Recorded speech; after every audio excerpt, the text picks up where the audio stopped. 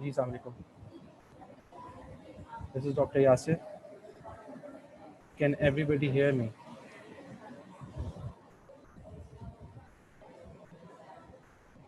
Okay, बिल्कुल clear आ रही है आवाज़. ठीक है. ओके जी. Just a random recall. Are all the students of M19 present? Okay जी. Roll number 130. 130. Are you there? Roll number 130.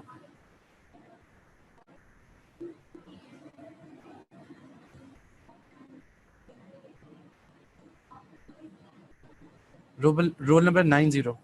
Okay, 130. Here you are. Okay, beta, would you like to tell me or tell the class, अगर हम as a recall बात करें तो अभी तक हमने कौन कौन से वाइटामिन्स पढ़ लिए हैं?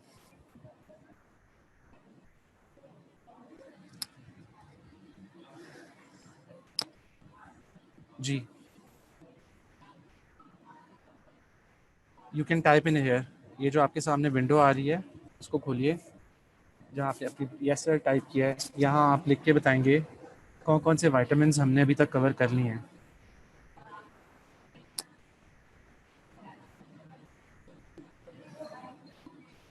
जी बेटा, why are you taking so much time? 5-6 vitamins किए हैं, उनके जल्दी से नाम लिख दीजिए.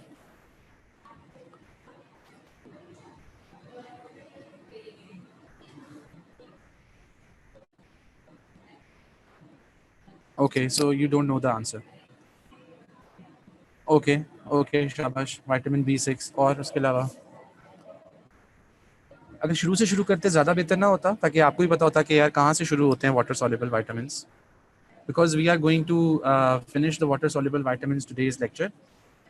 प्रॉबेबली कुछ रह जाएगा तो हम उसको रिवाइज कर लेंगे थोड़ा सा नेक्स्ट लेक्चर में, and then will move on to fat soluble vitamins. तो अगर इतने ढेर सारे विटामिन्स हो गए हैं तो you should at least recall the names of the vitamins. Detail तो बात की बात है. ठीक है, और बेटा पीछे जाते जाएं.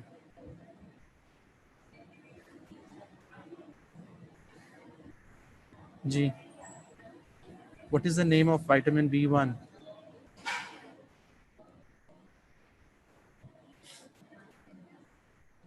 What is the name? Which sort of vitamin biotin is? It's vitamin B1, B2, B3. Biotin कौन सा vitamin होता है? Spelling नहीं ठीक लिख रहे आप. B1 is okay, और एक रह गया. इनफैक्ट 2 रह गए हैं जो हमने पढ़ लिए हैं. Riboflavin, pantothenic acid.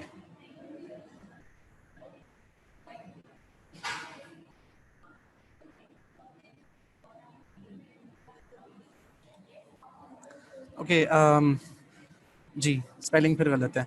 अच्छा, मुआज़मा इस्माइल, रोल नंबर 130. बेटा आप नेक्स्ट लेक्चर के शुरू के अंदर, कल होगा 11 बजे, उसके शुरू में मुझे सारे वाटर सॉल्युबल विटामिन्स के नाम सुनाएंगे in the very beginning in 1 minute या 2 मिनट्स. ठीक है, आपको पता होना चाहिए B1 कौन सा है, B2 कौन सा है, 3 कौन सा है. लाइन के अंदर आपको सारे वाटर सॉल्युबल विटामिन्स के नाम आने चाहिए. ठीक है, इनफैक्ट आप फैट सॉल्युबल विटामिन्स, मतलब ये क्लासिफिकेशन याद करके आएंगे और क्लासिफिकेशन सुनाएंगे. ठीक है, is it okay with you? I think you have got 24 hours from now on, lot of time. एक क्लासिफिकेशन का पेज है लिपन कार्ड के अंदर, मैं शुरू में डिस्प्ले किया था. आप उसको याद करके आएंगे और उसको सुनाएंगे सारों को. ठीक है, ओके जी. Let's start with today's lecture. We are now left with 2 main vitamins, very important vitamins. इनके अंदर जो जो चीज़ें आएंगी गौर से सुनेंगे, बिकॉज इसमें से काफ़ी क्वेश्चंस आ जाते हैं MCQs में भी और SCQs में भी. The first one is folic acid, the other one is cobalamin और सायानोकोबालामीन, विटामिन B12. ठीक है, vitamin B9 is called as folic acid, vitamin B12 is called as cyanocobalamin. Okay, let's have a look on the sources of folic acid या folate. There are 2 types of sources. One is from animal the other one is plant sources. Animal sources के अंदर liver is a very good source for folic acid.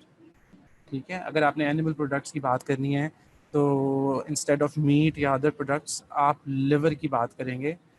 कलेजी खाई है कभी किसी मुर्गी की, या उसकी ईद आने वाली है बड़ी, उसकी बकरे की। ठीक है, ठीक है, that is liver. Okay, so that is a source of animal origin. Plant sources की बात करें तो बड़ा आसान सा है फॉलिक एसिड आपको अपनी डाइट के अंदर डालना। ग्रीन लीफी वेजिटेबल्स, इसको नहीं भूलेंगे सारी ज़िंदगी। ठीक है, ग्रीन लीफी वेजिटेबल्स कोई भी हो सकती हैं, आपका प्लेन सलाद का पत्ता भी हो सकता है। जिस जिस सब्ज़ी के साथ ग्रीन कलर के पत्ते लगे होते हैं, वो सारी की सारी are a good source of folic acid. ठीक है, जो रूटीन में अगर आप सब्जियां कुछ थोड़ी बहुत इस्तेमाल करते हैं तो फॉलिक एसिड की कमी नहीं होनी चाहिए, या स्पेशली जो लोग अपनी डाइट के अंदर सैलड्स को as a major portion use करते हैं, उनके अंदर भी फॉलिक एसिड की कमी नहीं होनी चाहिए। Then comes the legumes. ठीक है, then come seeds, different types of seeds.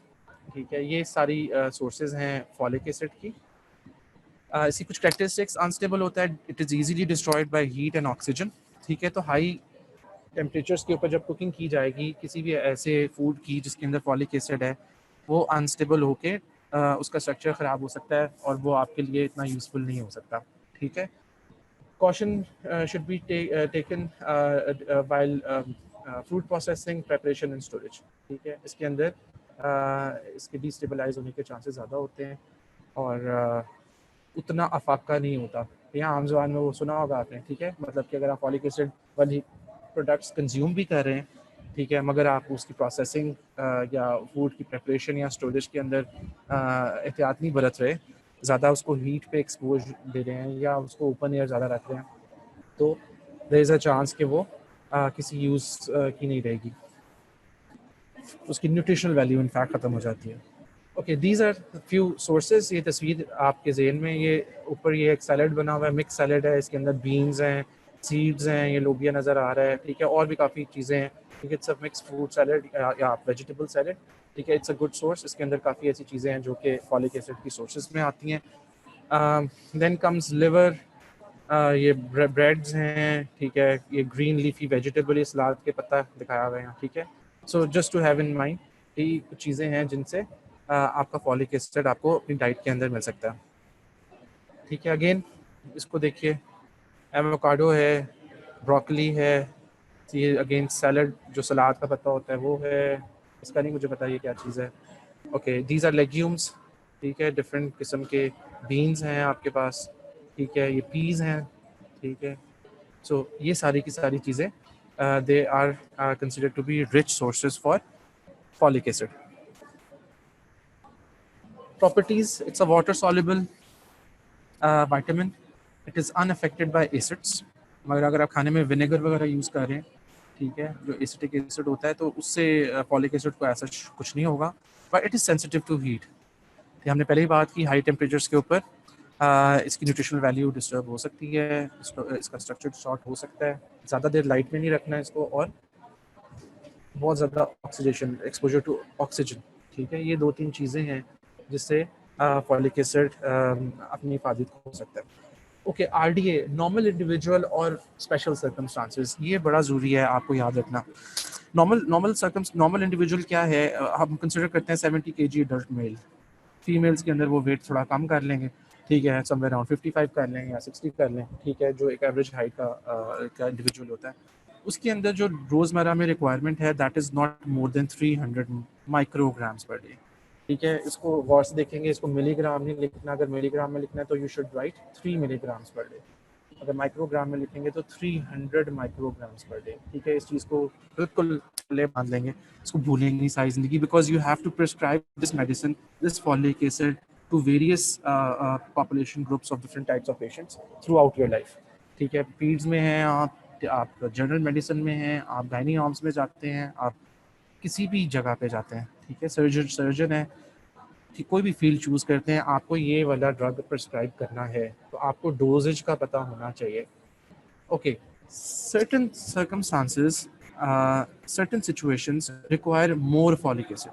For example, हम एक बहुत नॉर्मल फिजियोलॉजिकल प्रोसेस की बात करते हैं, दैट इज़ प्रेगनेंसी। प्रेगनेंसी के अंदर this normal RDA is increased a little bit, that is considered to be 400 micrograms per day. ठीक है, that is the ideal concentration, yeah, that is the ideal RDA that is required by a pregnant female. 400 microgram से नीचे आपने dose नहीं देनी। कुछ formulations 200 microgram की आती हैं, तो फिर आप उनको कह देते हो कि सुबह शाम आपने ये गोली लेनी है। कुछ फॉर्मुलेशंस 400 या 500 या अप टू 600 भी आती हैं, तो आप उनको सिंगल डोज में एडवाइस करते हो। ओके, यही मैं एक और बात करना चाहूँगा। For example, if somebody is pregnant and there is no history of whether it is a first pregnancy, ठीक है, and there are no as such risk factors for increasing neurological science and symptoms, या कोई और problem, उसकी age normal है, she is a young lady, तो उसके अंदर तो 400 माइक्रोग्राम पर डे आप एज अ सेफ डोज इस्तेमाल कर लोगे। For example, you come across a patient जो कि फीमेल, प्रेग्नेंट फीमेल है, उसकी कुछ पास में प्रेगनेंसीज ऐसी हुई हैं जिनके अंदर अनफॉर्चुनेट इंसिडेंट्स हुए हैं बेबीज़ के साथ, ठीक है। तो उस केस के अंदर आप थोड़ा सा इसको बढ़ा देते हो, अप टू 500 जा सकते हो, 600 जा सकते हो, ठीक है, क्योंकि वो that lady is at increased risk, या जो बेबी है उसका पैदा होने वाला, that is an increase risk, या उसकी एज ज़्यादा हो, 35 से ज़्यादा एज हो, या फिर ऐसी फीमेल्स जिनके पहले बच्चों में कोई ना कोई प्रॉब्लम आई हो, न्यूरोलॉजिकल प्रॉब्लम आई हो, उनके अंदर आप 400 से भी ज़्यादा डोज के अंदर देते हो, somewhere around 500-600 micrograms per day, ठीक है, एटलीस्ट फॉर फर्स्ट 3 मंथ्स, ठीक है। ये चीज़ ज़रूर ध्यान में रखेंगे। ये आपसे क्वेश्चंस में भी पूछी जाएगी और ये आपको सारी लाइफ हेल्प भी करेगी, ठीक है। ये ऐसी चीज़ है जो कि आपको रोज़मर्रा में आपके रिश्तेदार भी पूछ सकते हैं, ठीक है। आपके फ्रेंड्स एंड फैमिली के अंदर भी कोई सिलसिला हो सकता है और उसके अंदर पूछा जा सकता है कि आप मेडिकल स्टूडेंट हैं या आप कल को डॉक्टर बनते हैं, तो जी बताएं। बेशक आप गायनियाज में नहीं भी हैं, मगर आपको इस चीज़ का पता होना चाहिए इसकी डोज कितनी है। Okay, it is very important, वरना फिर एमी बेइज्जती होगी, वो कहेंगे पता नहीं कहाँ से पढ़े हैं, कौन सी मेडिसिन की हुई है, ठीक है। So I hope you got my point. Okay जी, फॉलिक एसिड की डिफरेंट फॉर्म्स की बात कर लेते हैं। टेट्राहाइड्रोफोलेट या tetrahydrofolic acid is considered to be the active functional form. करती क्या है, बेसिकली मिथाइल ग्रुप्स के अंदर एक्सचेंज करती है, वेदर ये डोनेट कर सकती है या एक्सेप्ट करती है 1 कार्बोनेट, ठीक है। It receives usually 1 carbon fragments from donors such as serine, glycine and histidine, and transfers them to the intermediates in the synthesis of other amino acids, ठीक है। टेट्राहाइड्रोफोलेट की बात कर रहे हैं हम, that is considered to be the active form, functional form of folic acid. ये करती क्या है, ये मिथाइल ग्रुप्स के अंदर डोनर या एक्सेप्टर का काम करती है, ठीक है। एक्सेप्ट करेगी एक कार्बन फ्रेगमेंट, ठीक है, from different amino acids such as serine, glycine और हिस्टिडीन, और उसको जो जो उसने एक्सेप्ट किया है उसको डोनेट करेगी टू डिफरेंट इंटरमीडिएट्स उनकी सिंथेसिस के अंदर। फॉर एग्जांपल, हम कहते हैं सीरीन से कोई और अमीनो एसिड बनने जा रहा है, तो टेट्राहाइड्रोफोलेट क्या करेगा, सीरीन से एक कार्बन फ्रेगमेंट उठाएगा और वो अगले जो सिंथेसिस जिस अमीनो एसिड की करने जा रहा है उसके अंदर वो जाके इंकॉर्पोरेट करेगा, उसके अंदर डोनेट करेगा, ट्रांसफर करेगा। इसी तरह प्यूरीन्स की सिंथेसिस की बात करते हैं, ठीक है, उसके अंदर भी ऐसे ही होता है, ठीक है। ये टेट्राहाइड्रोफोलेट बेसिकली एक सबस्ट्रेट से, जिससे प्यूरीन बननी है, जो सबस्ट्रेट्स है वहाँ से कार्बन एक कार्बन फ्रेगमेंट उठाएगा और उसको डोनेट करेगा जो प्रोडक्ट बन रहा है। उसकी एग्जाम थाइमीन है, पायरिमिडीन फाउंड इन डीएनए, ठीक है। प्यूरीन्स and pyrimidines and amino acids, ये 3 एग्जांपल्स याद रखेंगे अगर आपसे टेट्राहाइड्रोफोलिक एसिड के बारे में पूछा जाता है। मेन फंक्शन आपको पता होना चाहिए, it acts as a donor and acceptor of 1 carbon fragment, ठीक है, फॉर एग्जांपल मिथाइल ग्रुप्स, ठीक है। फंक्शंस देख लें इसके थोड़े से। अगर आपको फंक्शंस, बायोकेमिकल फंक्शंस या वैसे फंक्शंस पूछे जाएं इन द ह्यूमन बॉडी या लिविंग ऑर्गेनिजम्स, तो फॉलिक एसिड किस किस फंक्शन, क्या क्या फंक्शन करता है, किस किस काम आता है। It is involve in protein metabolism, हमने पीछे बात की। प्रोटीन मेटाबॉलिज्म के अंदर there is always a need in the body to make new amino acids, ठीक है। तो उनके अंदर प्रोटीन मेटाबॉलिज्म में अमीनो एसिड्स की मैन्युफैक्चरिंग या उनकी सिंथेसिस के अंदर फॉलिक एसिड अपना रोल प्ले करता है डिफरेंट मेटाबॉलिक रिएक्शंस के अंदर। It plays a critical role in the synthesis of DNA, ठीक है। डीएनए की सिंथेसिस कब ज़रूरत होती है, जब भी आपकी न्यू सेल डेवलपमेंट हो रही होती है, और मज़े की बात ये होती है कि काफ़ी ज़्यादा रिएक्शंस के अंदर आपको ये भी चीज़ याद रखनी है। आगे चल के मैं वो आगे फोलेट ट्रैप हाइपोथेसिस करवाऊँगा आपको, फिर आज ही के लेक्चर में अपकमिंग स्लाइड्स के अंदर वो देखेंगे उसको। मोस्ट ऑफ द रिएक्शंस जहाँ फोलिक एसिड यूज़ हो रहा होता है, आप उसके साथ विटामिन बी 12 भी देखोगे, ठीक है। इसका मतलब कि अगर दोनों में से कोई एक चीज़ नहीं है, ये दोनों एक दूसरे को फैसिलिटेट करते हैं सेम समटाइम्स सेम रिएक्शंस या आगे पीछे रिएक्शंस के अंदर, ठीक है। फॉर एग्जांपल किसी के अंदर विटामिन बी 12 नहीं है, उसकी डेफिशिएंसी हो गई है, फॉलिक एसिड नॉर्मल है, तो वो रिएक्शन प्रोसीड नहीं हो पाएगा, ठीक है, क्योंकि उसको कोएंजाइम्स की जद में दो चीज़ें चाहिए, वन इज़ फॉलिक एसिड या विटामिन बी 12, डायरेक्टली और इनडायरेक्टली। डायरेक्टली का मतलब ये है कि दोनों ही एट द सेम टाइम वो उसको कैरी फॉरवर्ड करें, उस पर्टिकुलर रिएक्शन, उस पर्टिकुलर एंजाइम की एक्टिविटी को एनहांस करें। और इनडायरेक्टली ये हो सकता है कि कोई एक स्पेशल फॉर्म हो, डिफरेंट फॉर्म्स अभी हम नेक्स्ट पे पढ़ते हैं फॉलिक एसिड की, और कौन कौन सी फॉर्म्स होती हैं, वो पर्टिकुलर फॉर्म जो है that is required for conversion to other forms, और वो एक फॉर्म नहीं है तो जाहिर है दूसरी फॉर्म्स नहीं बनेंगी। अगर हम पैरामिडीन सिंथेसिस की बात करें या प्यूरिन सिंथेसिस की बात करें या हम अमाइनो एसिड फॉर्मेशन की बात करें, तो थ्री डिफरेंट टाइप्स के मेटाबॉलिज्म्स की बात करें, तो जाहिर है उसके अंदर three different types there is a possibility कि वो यूज़ होती होंगी, और एक फॉर्म इंटरकन्वर्टेबल होती है दूसरी फॉर्म के अंदर, ठीक है। फॉर एग्जांपल हम मिथाइल फॉर्म की बात करें तो मिथाइलिन के अंदर कन्वर्ट हो सकती है, ठीक है, मिथाइलिन किसी और फॉर्म के अंदर कन्वर्ट। अगर मिथाइल ही नहीं है आपके पास, तो इसका मतलब एक मेटाबॉलिज्म तो नहीं हो रहा, मगर उसके साथ साथ दूसरे मेटाबॉलिज्म नहीं हो रहे, और ये इंटरकनेक्टेड है सब कुछ विटामिन बी 12 के साथ। सो इनकी स्ट्रॉन्ग एसोसिएशन याद रखेंगे, ठीक है, कि विटामिन बी 12 और फॉलिक एसिड कंजंक्शन में काम करते हैं, ठीक है। काफ़ी ज़्यादा रिएक्शंस के अंदर इकट्ठे पाए जाएंगे, देखने को मिलेंगे। Folate is secreted into GI tract into bile with a bile. If the cells of the GI tract injured, destroyed, as in case of alcohol abuse, then folate cannot be absorbed and leads to its deficiency.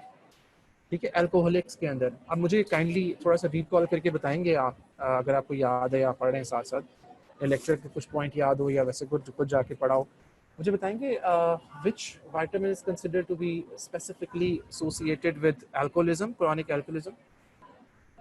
एक syndrome भी वो produce करता है। फरहान जफर बताएगा, roll number 78। जी फरहान,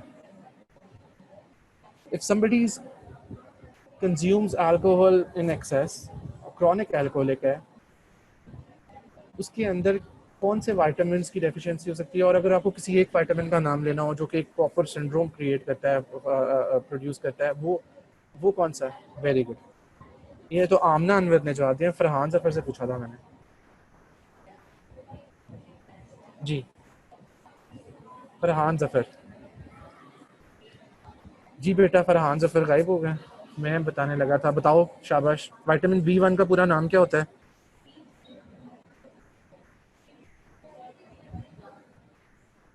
जी बेटा, just type it.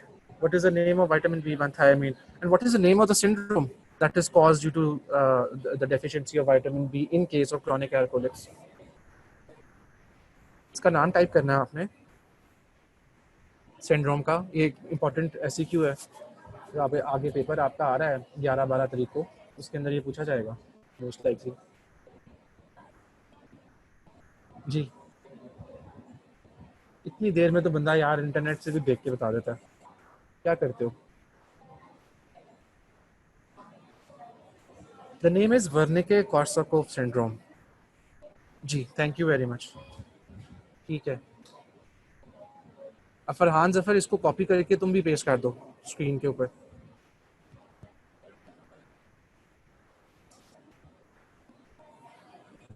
At least you would go through the term. नहीं बेटा, सॉरी की तो जरूरत नहीं, हम तो ऐसे हम आपस में डिस्कस कर रहे हैं ना, इसमें सॉरी की कोई बात नहीं है। मैं आपको डांट नहीं रहा या मैं आपको कोई इंसल्ट नहीं करने की कोशिश कर रहा। मैं आई जस्ट वांट कि आपको ये टर्म्स याद हो, इसी वजह से मैंने रैंडमली थोड़ा सा पूछना शुरू किया है, क्योंकि मुझे लगता है कि शायद आप बोल के चले जाते हो उसका फ़ायदा कोई नहीं होता, क्योंकि जो वैसे लेक्चर्स होते हैं फिजिकल अपीयरेंस के साथ, आप जब आते हो उसमें आप लोग भी बैठते हो और जो टीचर भी आता है, आई थिंक वो उसमें ये ज़रूर होता है कि आप इंटरेक्शन कर सकते हैं। तो उसमें मुझे और तो कोई तरीका नज़र नहीं आया, बट ये है कि बीच में रैंडम आप क्वेश्चन कर लेते हो ताकि सारे लोग अलर्ट रहें या सारे लोग कंट्रीब्यूट करें एटलीस्ट। बेटा जैसे देख के इसको टाइप करो एक दफ़ा, इसके नाम को, ताकि आपको भूले ना। जी फरहान, यू देयर? यहाँ पे कुछ क्लास फेलोज ने ऊपर ये चैट बॉक्स खोलोगे, इसके अंदर लिखा हुआ है इसका नाम, और ये सही लिखा हुआ है, स्पेलिंग भी ठीक है।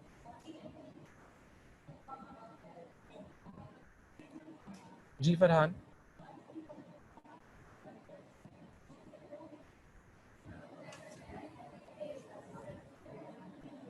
ओके शाबाश, ठीक है, very good.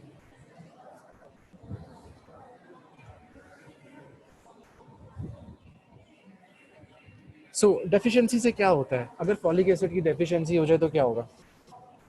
There is a term called as macrocytic और मेगालोब्लास्टिक एनीमिया, ठीक है? और इसके साथ साथ जीआई ट्रैक्ट डिटोरिएशन होती है, जीआई सिम्टम्स आना शुरू हो जाते हैं, जिसमें सर फेरिस एक सिम्टम होता है डायरिया। इसके अलावा फटीग हो सकती है, डिप्रेशन हो सकता है, डिसोरिएंटेशन हो सकती है।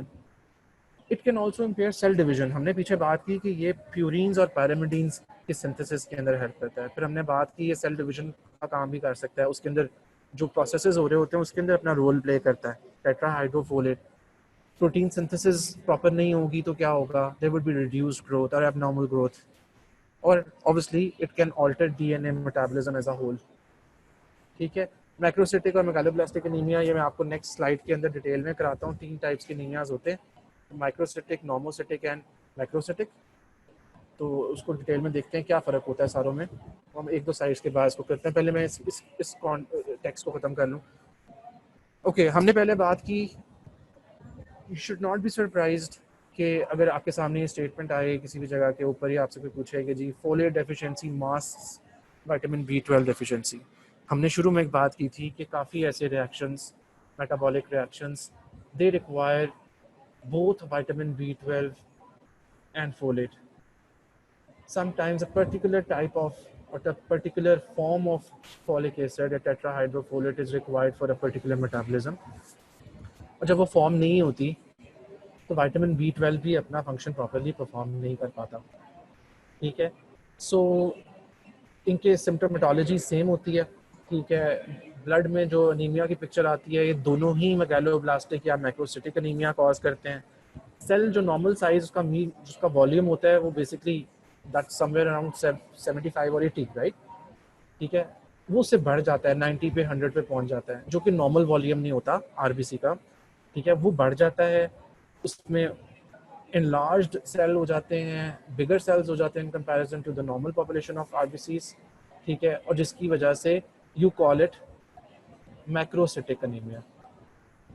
देयर आर सर्टेन सिचुएशंस जिनके अंदर माइक्रोसिटिक भी हो सकता है, नॉर्मल साइज से रिड्यूस हो जाता है आरबीसी साइज, उसको माइक्रोसिटिक बोलते हैं। और नॉर्मोसिटिक अनीमिया न्यूट्रिशन की वजह से हो सकता है, न्यूट्रिशन डेफिशिएंसी से होता है। हम आगे चल के डिटेल में पढ़ते हैं। Effect of drugs on folate metabolism with similar chemical structure. Okay, there are certain types of drugs. कुछ दो तरह के ड्रग्स के नाम याद रखेंगे अगर फॉलिक एसिड के रिलेशन से आपसे कुछ पूछा जाता है। एक तो एंटी कैंसर ड्रग्स, काफ़ी ढेर सारे एंटी कैंसर ड्रग्स, जिसमें एक एग्जांपल मीथोट्रेक्सेट की है। आपने रूमेटाइड आर्थराइटिस का नाम सुना होगा, या फिर आपने कोई और क्रॉनिक कंडीशंस का नाम सुना होगा जिनके अंदर methotrexate is used as an anti cancer drug. आपने सोरियासिस का नाम सुना होगा, इट्स अ स्किन कंडीशन, ठीक है? काफ़ी मल्टीप्लाई करती है आपकी स्किन, उसके ऊपर एबनॉर्मल मालफॉर्मेशंस होना शुरू हो जाती हैं, ठीक है? स्केली लीजन्स होना शुरू रहती हैं, ब्लीड करना शुरू कर देती है, डिफरेंट पैचेस बन जाते हैं स्किन के ऊपर, different parts of the body, legs भी, आर्म्स भी, चेस्ट पे, कहीं भी हो सकते हैं, बैक पे, स्कैल्प के ऊपर, आर्म्स के ऊपर, आपके हैंड्स के ऊपर। उनके अंदर एंटी कैंसर, क्योंकि उनकी स्किन सेल्स की एबनॉर्मल ग्रोथ शुरू हो जाती है सेलुलर लेवल, डीएनए लेवल के ऊपर, ठीक है? तो फिर आपको मीथोट्रेक्सेट देना पड़ता है उन कंडीशंस के अंदर। काफ़ी ढेर सारी कंडीशंस हैं जो कि कैंडिडेट होती हैं मीथोट्रेक्सेट एडमिनिस्ट्रेशन के लिए। होता क्या है, मीथोट्रेक्सेट की सिमिलैरिटी होती है, जो उसका केमिकल स्ट्रक्चर होता है वो it is somewhat similar to folic acid. तो जब वो बॉडी के अंदर एंटर होता है as an whenever it is administered as a drug, anti cancer drug, तो compete करता है हर उस साइट के साथ, हर उस रिसेप्टर के साथ, हर उस सबस्ट्रेट के साथ जहाँ फॉलिक एसिड ने जाके अपना काम करना होता है। ठीक है, तो क्या होता है कि फॉलिक एसिड अपना काम नहीं कर पाता और उसकी डेफिशिएंसी हो जाती है।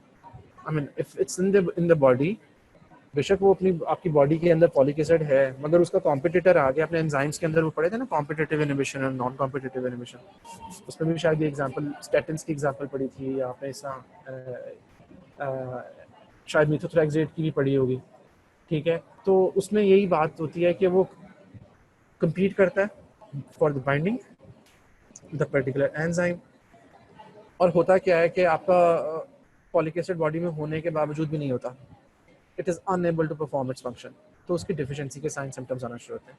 इसी तरह antacids, there are different types of drugs जो कि यूज़ होते हैं आपकी हाइपर एसिडिटी स्टेट को डील करने के लिए। आपके स्टमक के अंदर अगर फर्ज करो बहुत ज़्यादा एसिड बन रहा है, किसी को डिस्पेप्सिया हो रहा है, किसी को इनडाइजेशन हो रही है, किसी को स्टमक पेन होती है, कई लोग होते हैं जिनको बहुत तेज़ स्पाइसी फूड नहीं होता या कुछ specific type of food they can not tolerate it, तो फिर क्या होता है, उनको आप एंटर्स देते हो। फॉर एग्जांपल हम सिमेटाडीन की बात करते हैं, हम रेनाटाडीन की बात करते हैं, हम ओमेप्राजोल की बात करते हैं, हम लैंसोप्राजोल की बात करते हैं।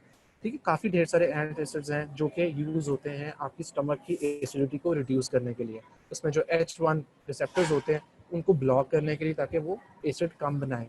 सो इस तरह की क्लास के ड्रग्स भी समवट सिमिलर स्ट्रक्चर के होते हैं, ये इंटरफेयर करते हैं आपके फोलेट की एब्जॉर्प्शन के साथ। जब आपकी इंटेस्टाइन के अंदर से फोलेट ने एब्जॉर्ब होना होता है, ठीक है, तो एंटसिड्स अगर आप ले रहे हैं तो वो compete करेंगे फोलेट एब्जॉर्प्शन के साथ, फोलेट को एब्जॉर्ब नहीं होने देंगे, खुद एब्जॉर्ब हो जाएंगे ब्लड में, तो आपकी फॉलिक एसिड की डेफिशिएंसी हो जाती है। ठीक है,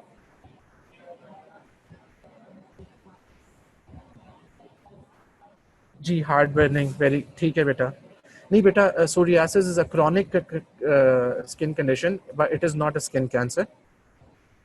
psoriasis is a separate entity, ठीक है, जिसके अंदर excessive scaling of the skin होती है और सिल्वर कलर की स्केलिंग होती है, और आपकी स्किन बार बार टूटती है और उसके अंदर से ब्लीडिंग होना शुरू हो जाती है, काफ़ी ज़्यादा इचिंग होना शुरू होती है।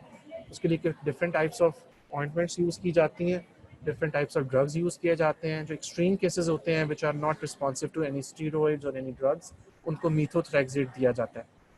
ठीक है, सोरियासिस का क्वेश्चन क्लियर हो गया, it's not a skin cancer, it's a chronic skin condition. ठीक है, okay, answers are commonly consumed by people with heartburning, so if water absorption is hindered due to its intake, then its use should be reduced, right?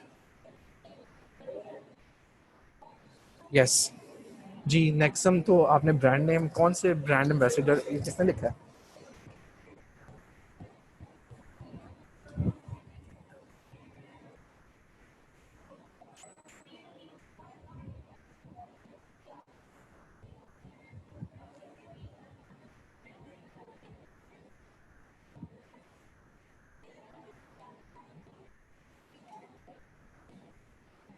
हाँ जी, मोहम्मद हसीब।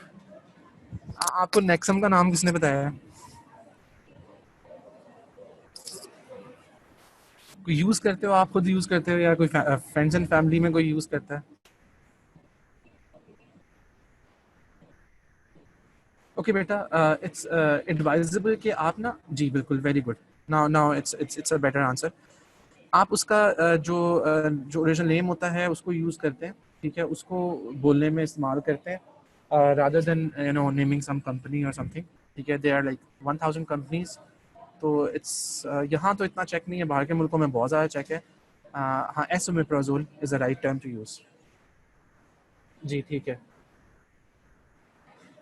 नहीं folic acid की absorption को नहीं, फिर आपको अगर अगर ये जो क्वेश्चन है जो मुझे समझ आई है, वो कह रहे हो कि आप तो इसका इसका इसका यूज़, बिल्कुल ड्रग की बात कर रहे हो, तो उसका ड्रग का यूज़ आपको रिड्यूस करना है। आपको वो चीज़ें नहीं इस्तेमाल करनी जिनसे आपको एसिडिटी की कंडीशन डेवलप होती है, और आपको बेसिकली अपनी डाइटरी मॉडिफिकेशंस की ज़रूरत है। ठीक है, ऑल्टरनेटिवली अगर बहुत ज़्यादा सीवियर कंडीशन है तो फिर you can go for IV injection. ठीक है, आईवी एडमिनिस्ट्रेशन ले लेंगे ताकि वो जीआई से उसका कोई लेना देना नहीं होगा, वो डायरेक्ट ब्लड में जाएगी और ब्लड में जाके फिर वो जीआई में एक्ट करेगी। अगेन ऑब्जॉर्प्शन के साथ हेल्प, वो अगर इंटरफेयर कर रही है, फॉलिक एसिड की डेफिशिएंसी के साइन सिम्टम्स आ रहे हैं, तो फिर ऑब्वियसली आपको उसकी डोज रिड्यूस करनी पड़ेगी।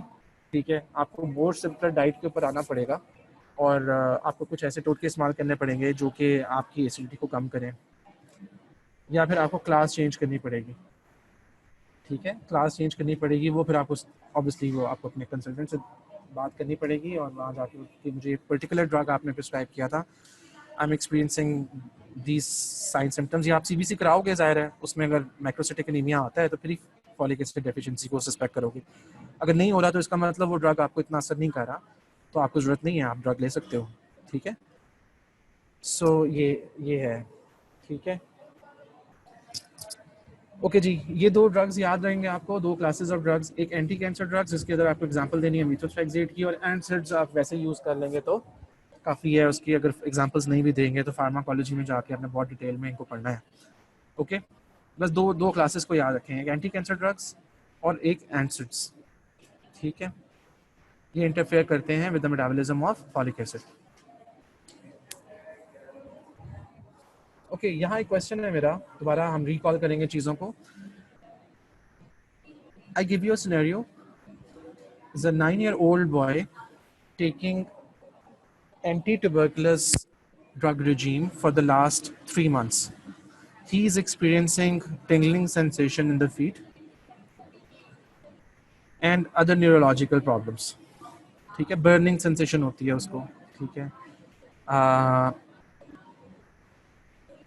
the drug name is isoniazid. Which vitamin deficiency should you suspect? उसको मस्कुलर वीकनेस हो रही है, उसको बर्निंग सेंसेशन हो रही है, उसको न्यूरोलॉजिकल साइन सिम्टम्स आ रहे हैं। Very good. What is the complete name of vitamin B6? उसका नाम क्या है?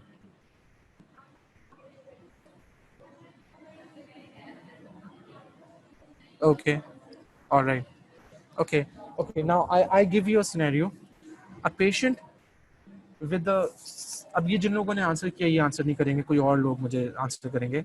A patient like for example 25 years old male presents uh, uh, to the medical OPD with a history of uh, widespread skin lesions, और skin lesions कैसी हैं, they have scales on it और silver scaling हो रही है and sometimes it bleeds as well। ठीक है, बनते हैं ख़त्म होते हैं, बनते हैं ख़त्म होते हैं। ठीक है, and it is there for last 2 to 3 months. He is prescribed some drug called as methotrexate by the doctor, by the physician, a skin dermatologist. Which vitamin deficiency is at increased risk in this case? Yeah, the physician should be considering while prescribing methotrexate to that patient. Okay, very good. Folic acid.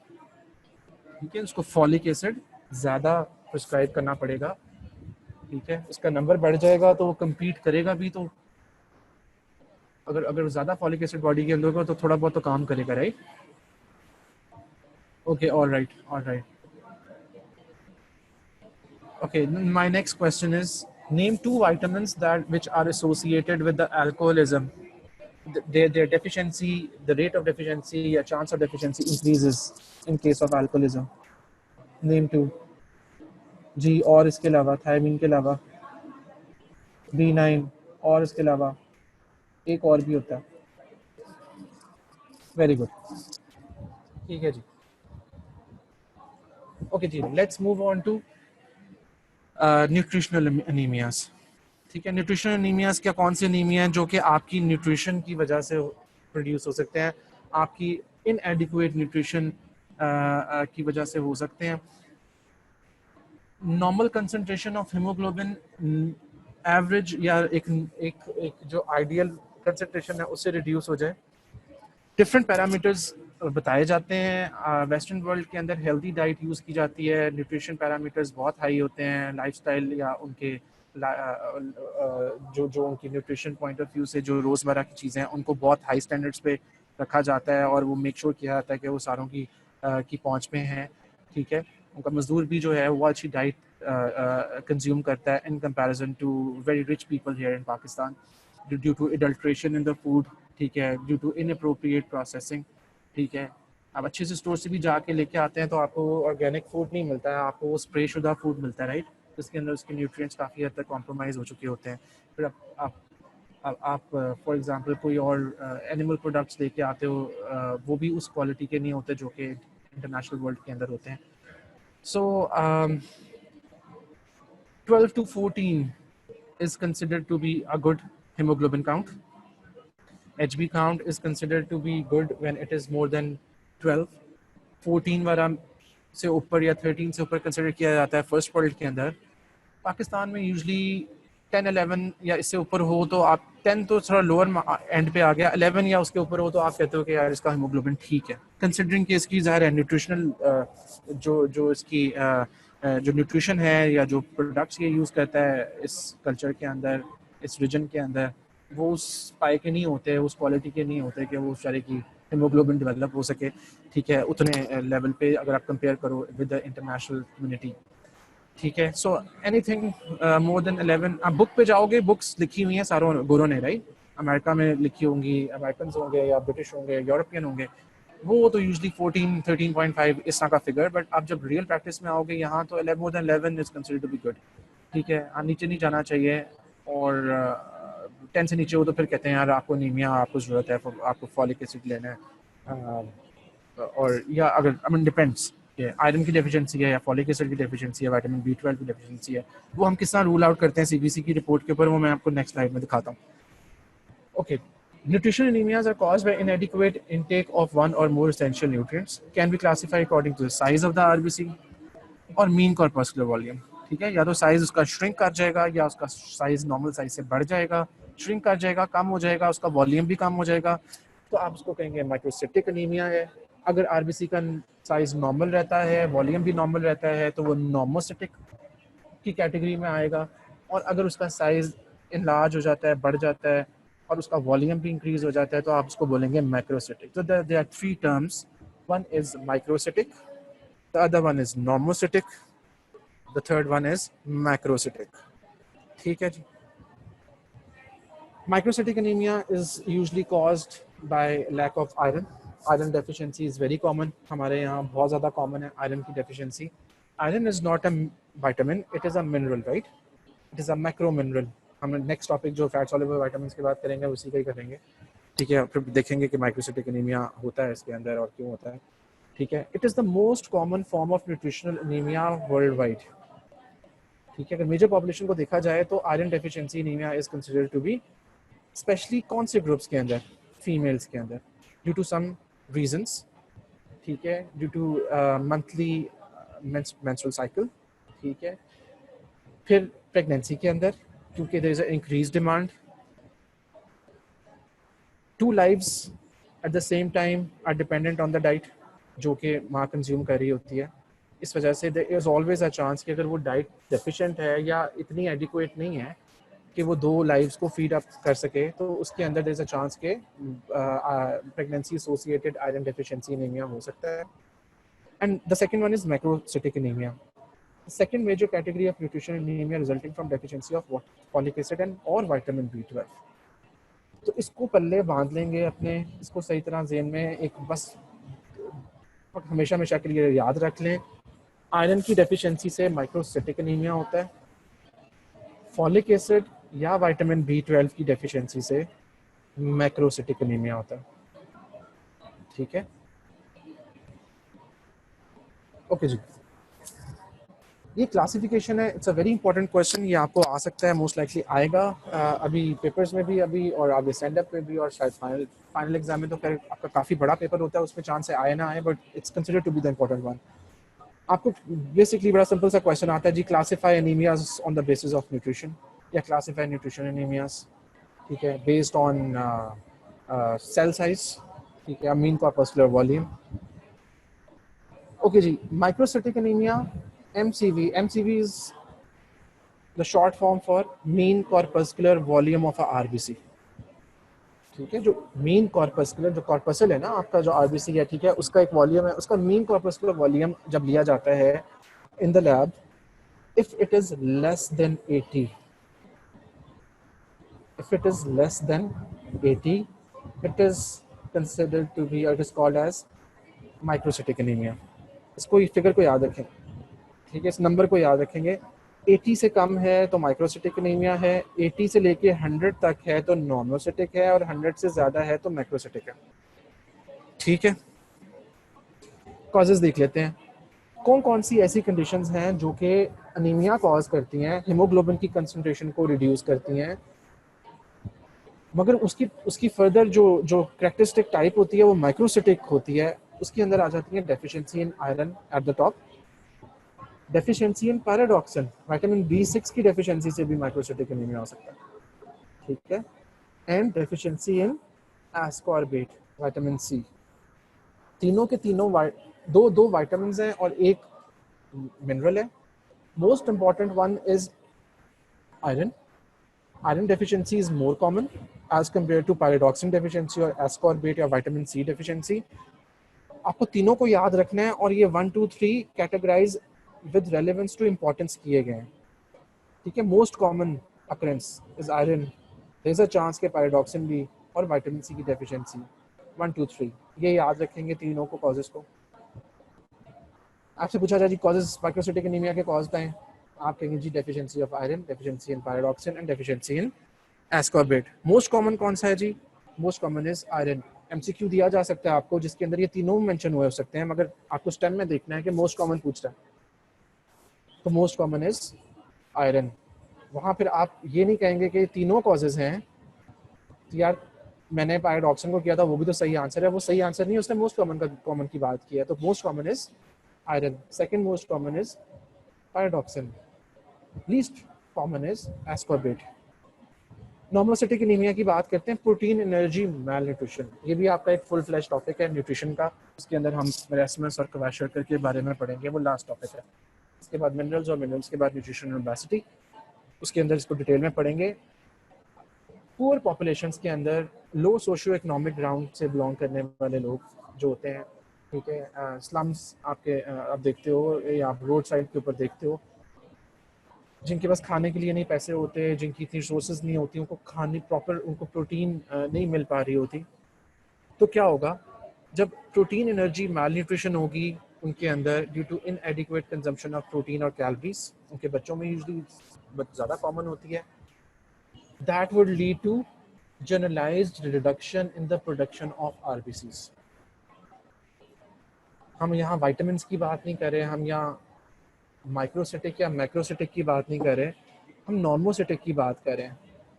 Normocytic, microcytic and macrocytic, ये तीन categories की बात की ना, ठीक है। Normocytic का मतलब है कि उसके साइज को कोई फर्क नहीं पड़ रहा, मगर उसका अनीमिया है तो जाहिर है that is decreased hemoglobin count, decreased hemoglobin count that is due to inappropriate consumption or decreased consumption of protein और एनर्जी कंटेनिंग फूड, जिसकी वजह से उसको मैल न्यूट्रिशन होगी। उसके अंदर नॉर्मल साइज तो नॉर्मल रहेगा, MCV as indicated in between 80 to 100, मगर उसका नंबर कम हो जाएगा, तो फिर you will call it anaemia. Anaemia is anything that is जिसके अंदर there is a compromised haemoglobin count, decrease haemoglobin count. उसकी फर्दर हम आगे से बात कर रहे हैं कि माइक्रोसिटिक हो सकता है, उसके अंदर ये कॉजेज हो सकते हैं। नॉर्मोसिटिक हो सकता है जिसमें उसका साइज ठीक है, उसका वॉल्यूम भी ठीक है, ना ज़्यादा है ना कम है, मगर नंबर तो कम है ना, तो that is due to protein energy malnutrition. Okay, the third one is macrocytic anemia. We are on the topic, we are studying the topic folic acid and vitamin B12. ठीक है, MCV या mean corpuscular volume अगर किसी भी RBC का more than 100 हो जाए, उसका साइज इंक्रीज हो जाए, नॉर्मल से बढ़ जाए, तो दो ही कॉजेज हैं पूरी दुनिया में हर लिहाज से, इसके अलावा तीसरी कॉज नहीं हो सकती। One is the deficiency of vitamin B12 and the second most common is vitamin B9 also called as folic acid या folate। इसका लगा लेना आपने डट्टा, ठीक है। इसका आपको ये सारी की सारी चीज़ें याद होनी चाहिए, ये सारे के सारे पॉइंट्स याद होने चाहिए। इसको इसी तरह ही फिगर को जाके सही तरह पक्का कर लेना, याद कर लेना, ये इसी तरह ही क्वेश्चन आता है, ठीक है। आपने इसी तरह ही लिख देना। अब हेडिंग्स बना के माइक्रोसिटिक ब्रैकेट के अंदर MCV लेस देन 80, नीचे 1 2 3 नॉर्मोसिटिक हेडिंग MCV ब्रैकेट के अंदर 180 to 100 उसका reference range, protein energy malnutrition. तीसरी heading macrocytic MCV greater than 100 और दो इसके कॉजेज होते हैं vitamin B12 and folic acid deficiency. ठीक है जी। माइक्रोसिटिक की बात करें तो आयरन हमने इन एसोसिएशन विद आपके या इन रेफरेंस टू विटामिन्स और मिनरल्स की तो बात कर ली। लेड पॉइजनिंग के अंदर क्या होता है, आपने हीम परफारिया पढ़ा था।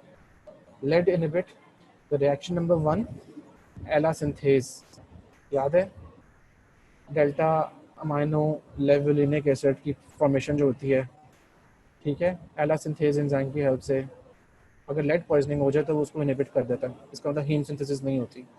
और फिर आखिर में लेड एक और जगह को इनहिबिट करता है, उसका लास्ट रिएक्शन था जिसमें फेरोचेलेटेज, जहाँ फेरस इनकॉर्पोरेट होता है रिंग्स के दरमियान में आके, ठीक है, पोरफायरिन रिंग्स 4 मिल जाती हैं, प्रोटोपोरफायरिन 9, अगर आप रिकॉल कर पा रहे हो तो।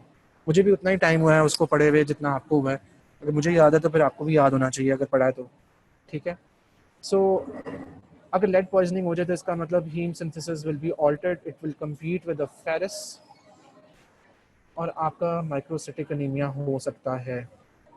फेरस अंदर नहीं जाएगा, उसका साइज रिड्यूस होना शुरू हो जाएगा, ठीक है। तो ये चौथा कॉज आप माइक्रोसिटिक एनीमिया का लेड पॉइजनिंग भी लिख सकते हो यहाँ, जो कि इस डायग्राम में मेंशन नहीं हुआ हुआ मगर साइड पे उसने बताया हुआ है। लेड पॉइजनिंग हीम सिंथेसिस के साथ इंटरफेयर करती है जिसकी वजह से माइक्रोसिटिक एनीमिया हो सकता है। Is it clear to everyone?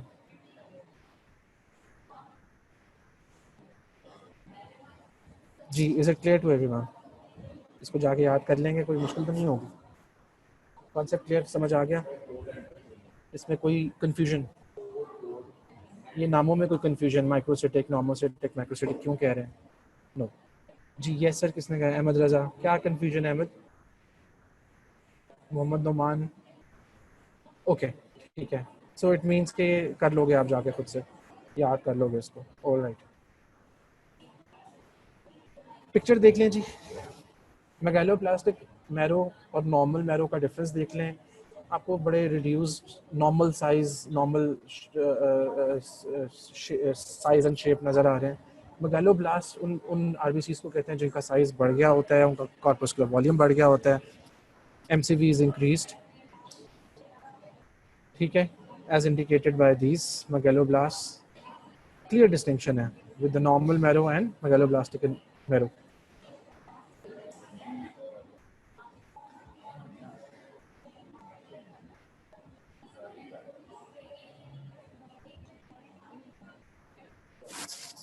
Folate and anaemia, ठीक है, फॉलिक एसिड का एनीमिया से क्या ताल्लुक होता है? Inadequate serum levels of folate may be caused by increase demand, for example pregnancy and lactation, ठीक है।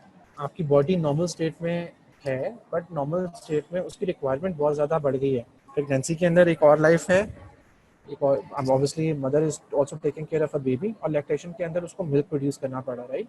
सो इंक्रीज डिमांड होगी बॉडी की, इसके अंदर देयर इज अ चांस कि अगर वो फॉलिक एसिड सही सप्लीमेंटेशन नहीं ले रही तो there is a chance of deficiency of folate.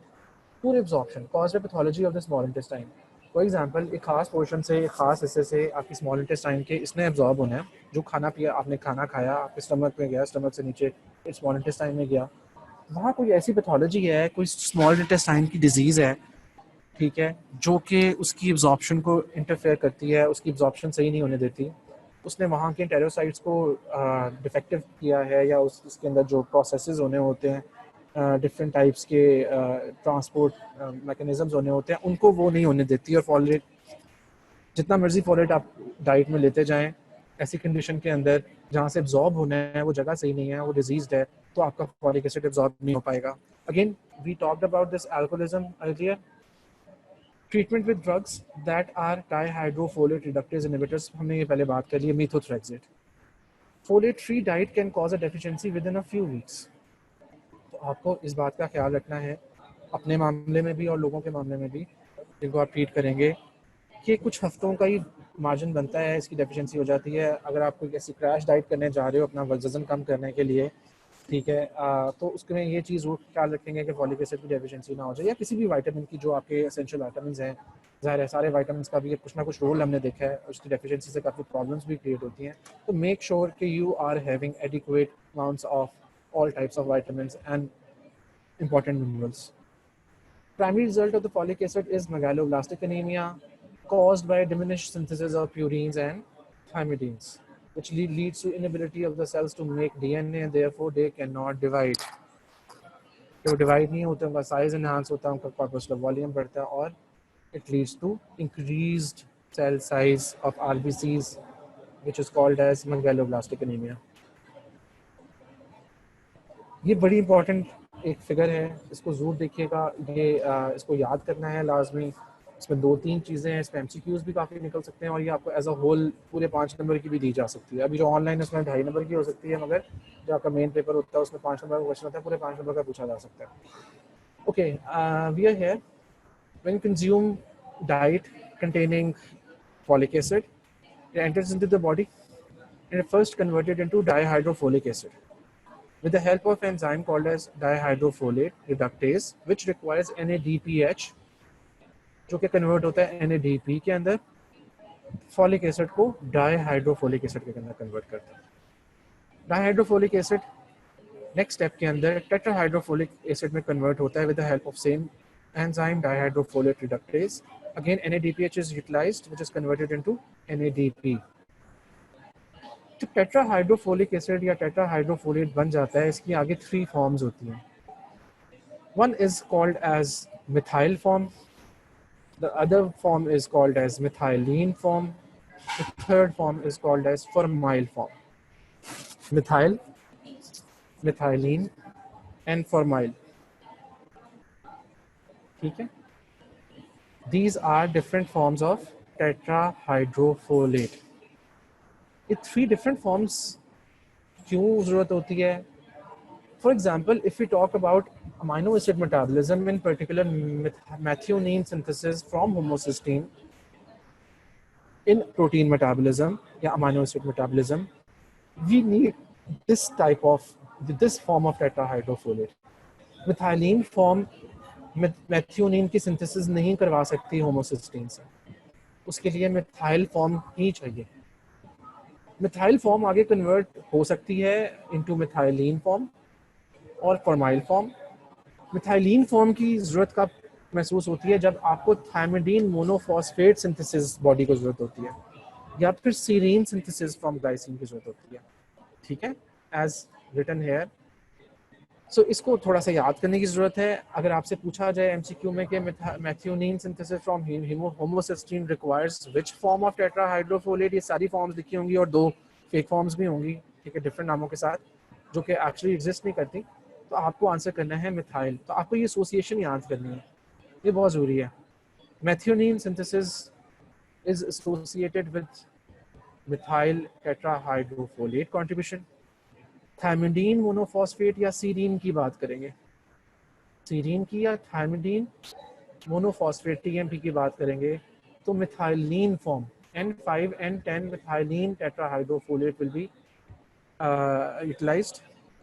और अगर आप स्पेसिफिकली प्यूरीन सिंथेसिस की बात करेंगे तो formyl form, that is also called as N10 formyl tetrahydrofolate. These are 3 different forms of tetrahydrofolic acid और ये 3 डिफरेंट मेटाबॉलिज्म्स के अंदर काम कर रही हैं। ठीक है, 3 डिफरेंट प्रोडक्ट्स बनाने का काम करती हैं, उनके जो रिएक्शंस होते हैं उनके अंदर ये टेक पार्ट करती हैं। मिथाइल वाली थायमिडीन में नहीं जाके इसको सिंथेसाइज करवा सकती, सीरीन की सिंथेसिस भी नहीं करवा सकती। जस्ट लाइक मिथाइलीन जो टेट्राहाइड्रोफोलेट है वो मेथियोनिन की सिंथेसिस नहीं करवा सकता। मेथियोनिन की सिंथेसिस के लिए मिथाइल फॉर्म की ज़रूरत है। थायमिडीन या TMP थायमिडीन मोनोफॉस्फेट या TMP या सीरीन के लिए मिथाइलीन फॉर्म ही यूज़ होगी और प्यूरीन सिंथेसिस के लिए फॉर्माइल फॉर्म ही यूज़ होगी। ठीक है, एक और चीज़ इसमें नोट कीजिए, सेम है एंजाइम जो कि फॉलिक एसिड को डाईहाइड्रोफोलेट में और डाईहाइड्रोफोलेट को टेट्राहाइड्रोफोलेट के अंदर कन्वर्ट कर रहा है। ठीक है, they are 2 different reactions, same enzyme. Methotrexate जो हमने बात की थी वो करता क्या है? It is a dihydrofolate reductase inhibitor. आपने डाइट कंज्यूम की, उसके अंदर फॉलिक एसिड था, आपने लेग्यूम्स खा लिए, आपने लिवर खा लिया, आपने और चीज़ें जिसके अंदर folic acid is found in abundance, green leafy vegetables खा ली, but it is unable to be converted into dihydrofolic acid and then into its active form dihydrofolate because that particular person is taking methotrexate due to some condition. हमने पहले बात की थी psoriasis की, हमने बात की थी डिफरेंट टाइप्स ऑफ कैंसर्स के अंदर methotrexate दिया जाता है because it is an inhibitor of this enzyme. तो जो खाया आपने वो निकल जाएगा आप में से, ठीक है। It won't be able to be converted into dihydrofolate और टेट्राहाइड्रोफोलेट। और हमने आगे फर्दर उसकी तीन हमने डिफरेंट फॉर्म्स की, कि फॉर्माइल फॉर्म है, मिथाइलिन फॉर्म है, मिथाइल फॉर्म है। तो ये सारी पॉसिबिलिटीज खत्म हो जाती हैं in the presence of methotrexate because it is an inhibitor of the enzyme that is responsible for its conversion to dihydrofolate, then tetrahydrofolate। जब डाइहाइड्रोफोलेट नहीं बनेगा, फॉर एग्जाम्पल कम मीथोथ्रेक्सेट है, थोड़ा सा बन भी गया है, वो फिर दोबारा उसने जब बनना है तो methotrexate is present in the body, it will inhibit again the dihydrofolate reductase in this step. आपके पास टेट्राहाइड्रोफोलेट या active physiological form of folic acid नहीं आएगी। Is it clear to everyone? जी, इसमें कोई कंफ्यूजन समझ आ गई? Very good. नुमान को तो सबसे पहले समझ आई है प्रेजेंटेशन जो दी थी इसने। एनी कंफ्यूजन्स सो फार? घर जाके कर लेंगे इसको, पक्का तैयार? अच्छा, इसको देख लें। Dihydrofolate reductase competitively inhibited by methotrexate, a folic acid analog used to treat psoriasis, rheumatoid arthritis, सब बोन जॉइंट्स की कंडीशन, ठीक है, जिसमें आर्थराइटिस हो जाता है, आपके डीफॉर्म हो जाते हैं जॉइंट्स, ठीक है, जैसा हाथ की उंगलियां टेढ़ी मेढ़ी सी हो जाती हैं, ठीक है, due to the joints present in your fingers और हैंड। और नियोप्लास्टिक डिजीज, नियोप्लाज्म कैंसर को भी बोलते हैं, कार्सिनोमा का नाम सुना होगा। तो नियोप्लाज्म या neoplastic diseases are cancers basically. ये तीन एग्जांपल्स याद रखना। Okay ji, time is over. We will continue from this slide onward in tomorrow's lecture. और उसके साथ हम सैनो कोबालामीन भी करेंगे, ठीक है। और अगर टाइम लगेगा तो फिर फैट सॉल्युबल विटामिन भी साथ ही शुरू करते हैं, ठीक है। अभी आपका जो टेस्ट है वाटर सॉल्युबल विटामिन और हीमोफाइरिया का, that is coming up on 11th। उसके लिए तैयारी करना शुरू कर दें। Any questions? ओके जी, थैंक यू।